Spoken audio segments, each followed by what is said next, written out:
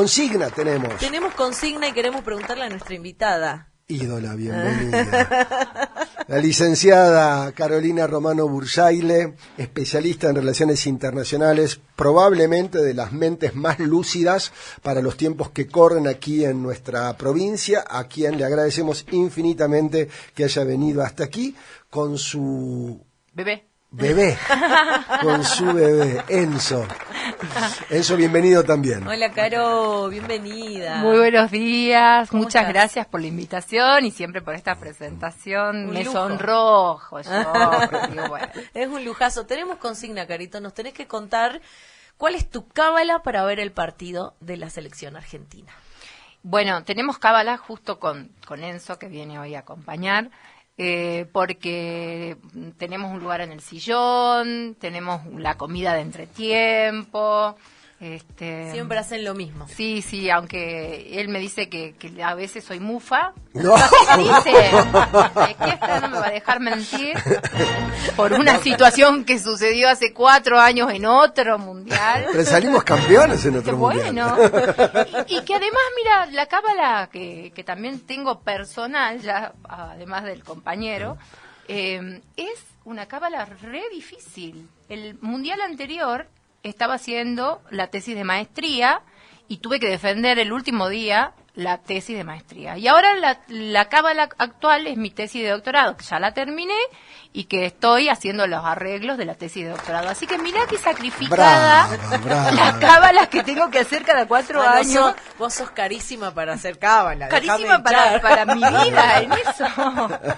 Y Pero está tiempo. tremendo. Bueno, felicitaciones por ambas.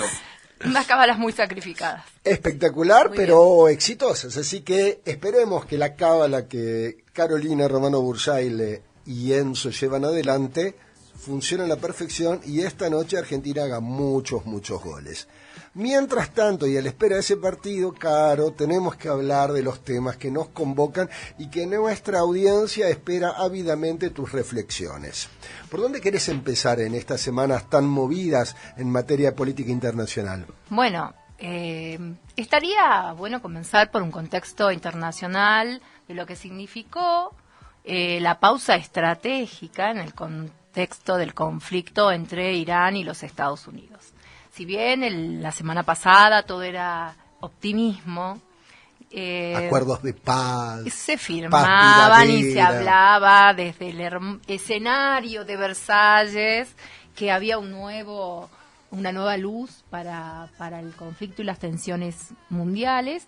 Y lo cierto que en ese momento, en mi opinión, para mí, cuando fui preguntada, lo dije claramente, para mí era una pausa estratégica que tenía que ver con alivianar la tensión económica del mundo, por lo que implica el estrecho de Hormuz, y donde ya ayer volvieron nuevamente los ataques. Bahrein ha sido anoche, para nosotros en la madrugada, una de las de las zonas más golpeadas, porque han vuelto nuevamente los ataques a las bases de los Estados Unidos por parte de Irán, en represalia a las acciones que se vinieron desarrollando en el estrecho de Hormuz. Pero hay algo más de fondo, que tiene que ver, lamentablemente, con el estrecho, con la presión económica y con la negociación que, a pesar de que la semana pasada, para que se entienda bien, no era un acuerdo de paz, era el inicio que establecía las pautas para comenzar la negociación en Suiza. ¿Qué es lo que se está haciendo? Y esto nos lleva a comienzo de año, porque era lo mismo que estaba pasando en febrero. Un retroceso. No sé si un retroceso, porque ya pasaron muchas situaciones que en realidad han demostrado que Irán ha sido subestimado, que tenía una capacidad que no se tuvo en cuenta, que en la mesa de negociación hoy Irán también establece, y por eso el estancamiento, la situación de Hezbollah y el Líbano. Por eso ayer otro anuncio, vemos nuevamente que en el contexto de los Estados Unidos, con todo el eje de Marcos Rubios atrás, se ha firmado un inicio también de negociaciones, de de paz entre el Líbano, Israel y Estados Unidos, que es verdaderamente uno de los focos de tensión en el contexto de la negociación, como también lo es el tema del uranio enriquecido, donde por supuesto que no va a haber acuerdo, porque Irán tiene términos que están muy alejados de los términos que establecen los Estados Unidos. Entonces, en este proceso de estancamiento, lo que sí tenemos en el mar de incertidumbres, o en el estrecho de incertidumbres. En el Hormuz de incertidumbres. Así tal cual. Lo que sí sabemos es que nuevamente la posición de Irán es una posición de estrategia que se vino planificando durante casi más de 20 años, porque a partir de que se la declara como un eje del mal en la doctrina de Bush hijo y se comienza a hacer todo un ataque frente al 2001 y a la doctrina del ataque preventivo que establecen los Estados Unidos con países hostiles, es que Irán comienza a trabajar de una forma descentralizada en el desarrollo armamentístico y nuclear. Si bien no cuentan con las armas nucleares, sí cuentan con la tecnología del uranio enriquecido. Y en donde esto ha sido el fundamento de la agresión del año pasado. ¿Recuerdan de esta guerra de 6 días que en realidad tenía como objetivo atacar estas bases, pero donde lamentablemente nuevamente se entiende que Irán había tomado sus recaudos, que todo este tipo de armamentos está bajo 100 metros de concreto, o sea que a pesar de la tecnología estadounidense para realizar el ataque y de la tecnología israelí, no fueron ataques que tuvieron mucho éxito, y entonces la mesa de negociación sigue abierta a pesar del conflicto y lamentablemente la destrucción que estamos asistiendo. Y en tu mirada, ¿crees que esta mesa de diálogo que excluye a Irán y sienta al Líbano con Israel y con Estados Unidos, ¿crees que puede llegar a algún punto de acuerdo o que va a ser solo una maniobra dilatoria para que Irán no exija condiciones sobre el Líbano, dado que hay una mesa de diálogo para el Líbano con sí, la presencia de ellos? Sin dudas, lamentablemente. No sé si es una maniobra dilatoria. Lo que sí entiendo es que es una maniobra para tratar, en base a todas estas teorías de la negociación de Harvard, que ellos las conocen muy bien, a tratar de tener resuelto o resolver los conflictos, alejados de las tensiones tan fuertes y de las posturas tan duras que están teniendo cada uno de los países, tanto Estados Unidos como Irán, y en el medio el eje más incómodo que sigue siendo Israel, porque los objetivos que tiene Israel no son los mismos objetivos que Estados Unidos, y por supuesto Irán lo ha dejado ver, y esto genera todo un problema para Estados Unidos, porque ya lo hemos visto en el seno de las votaciones del Senado estadounidense, en que no están apoyando este conflicto, donde ya políticamente hay una fractura, porque se entiende que no es un conflicto y que debería haber intervenido Estados Unidos, sino que era un conflicto regional de Israel. Y en el mismo Israel se reproduce este cuestionamiento, pero a la inversa. ¿Por qué? Porque ahora Estados Unidos ha exigido a Netanyahu que cese el fuego en el sur del Líbano, que tome acciones para buscar la paz, y esto no está ocurriendo porque ahora todo el equipo o la franja dura de política de Israel le exige a Netanyahu que desconozca a su principal aliado. Entonces es muy compleja la situación. Para mí, como lo hablábamos a comienzo de año, en algún momento, fue un error de cálculo de los Estados Unidos, un error estratégico grosero y una subestimación a un país que estaba preparado y que iba a poder, y lo está haciendo, prolongar un conflicto obviamente asimétrico, pero prolongarlo haciendo un conflicto de desgaste como lo estamos viendo hasta ahora. Tremendo, espectacular. Retomaremos este tema en próximas semanas, viniendo más cerca viniendo muy cerca, a la hermana República Plurinacional de Bolivia. Estamos nuevamente en una situación donde el estado de sitio fue la semana pasada, mientras estábamos al aire. Nos explicaba un colega tuyo, un experto boliviano, que la noche anterior había sido declarado el estado de sitio por el presidente, el estado de excepción, perdón, por el presidente Paz Pereira. ¿Cómo ves la situación hoy? ¿Qué futuro en el corto plazo podemos prever? ¿Y cuáles son las principales variables a las que le tenemos que prestar atención? Y también me parece que es el día de las pausas estratégicas. O la frase. No sé, de acuerdo. No sé si esta pausa es estratégica, pero sí es una pausa. No lo que entiendo hasta el momento del conflicto, que el conflicto en la profundidad se ha fragmentado, pero continúa con los reclamos, porque la situación estructural sigue siendo la misma. El reclamo, bueno, se comenzaron las negociaciones con la Central Obrera y entonces la Central Obrera puso este paréntesis hasta esperar las negociaciones económicas, pero que tienen que ver nuevamente con la inflación, con la mejora salarial, lamentablemente que tiene que ver con un proceso de reestructuración económica de Bolivia, que ya se venía sintiendo desde el año pasado. Entonces, en el mediano plazo se entiende que la tensión social ha quedado en un paréntesis porque se ha logrado nuevamente levantar la mayoría de los bloqueos. Exacto. Se ha declarado este estado de excepción y se están realizando las negociaciones con los grupos obreros. Mientras tanto, hay un contexto que continúa en la fractura de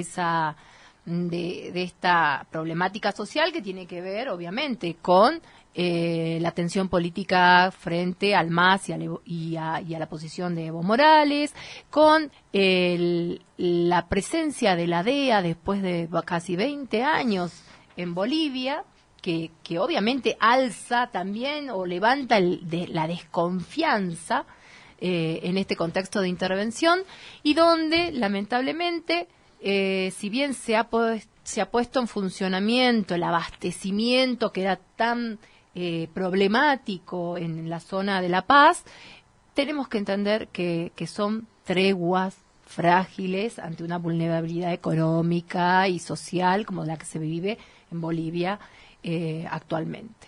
Siempre la misma pregunta te hago porque me preocupa mucho, y ya nuestra audiencia también. ¿Cómo ves vos este injerencismo recurrente y creciente de Estados Unidos en Sudamérica, con esto que acabas de mencionar en Bolivia? Y lamentablemente no solamente se lo puede analizar desde las relaciones internacionales, que esta semana ha sido tan complejo en el cambio del mapa latinoamericano, ¿no? Lamentablemente estamos asistiendo otra vez a un cambio ideológico y político en toda la región, con esa leve ventaja que ya la da por ganadora a Keiko Fujimori en Perú, con la ventaja y el triunfo de Espriella, lamentablemente también en Colombia, en una situación tan compleja como la ventaja que sacó el actual representante, ¿no? El momento de donde pierden los oficialismos en América Latina, y donde, porque no se explica o no se entiende desde la realidad de cada uno de estos países el aumento de la criminalidad, de la inseguridad, los problemas económicos de fondo, y donde tampoco se entiende que América Latina, este es un proceso que va todavía un poco más allá, ¿no? La misma CEPAL lo marcaba al comienzo de la pandemia. América Latina se enfrentaba nuevamente a una década perdida, y aunque uno quería entender que esto no iba a pasar, nos pasó.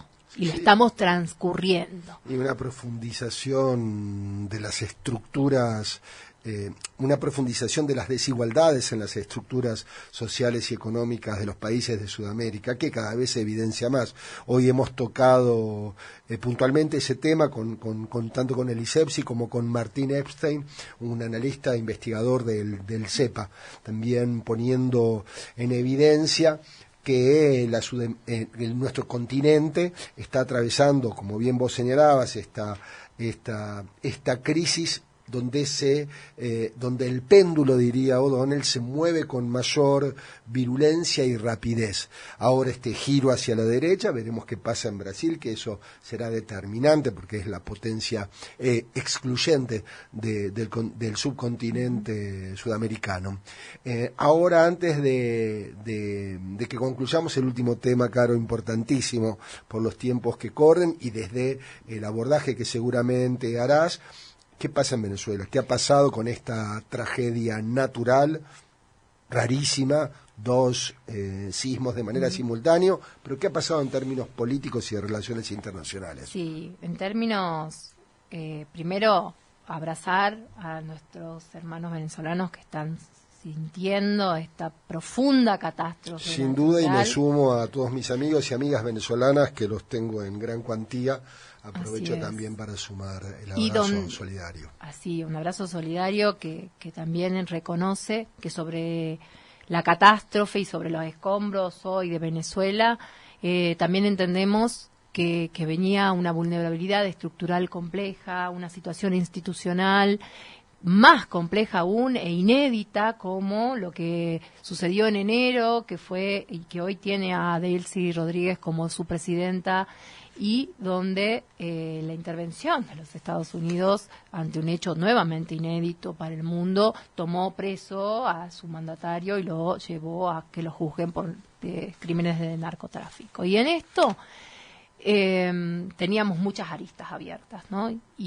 Pero también una realidad que le dolía al pueblo venezolano, porque a través de las sanciones, el bloqueo económico y político que venía sufriendo, era muy difícil, obviamente, la vida, y hasta que llegó el terremoto y que nuevamente pone un desafío tremendo para la reconstrucción venezolana, en el que quizás el aliento desde la política internacional y las relaciones internacionales para tenerlo desde otra visión tiene que ver con pensar en el pragmatismo humanitario, ¿no? Y acá entiendo que ese pragmatismo hoy necesita, y lo estamos viendo en estas últimas horas, necesita de la intervención más allá de la ideología y de la situación política.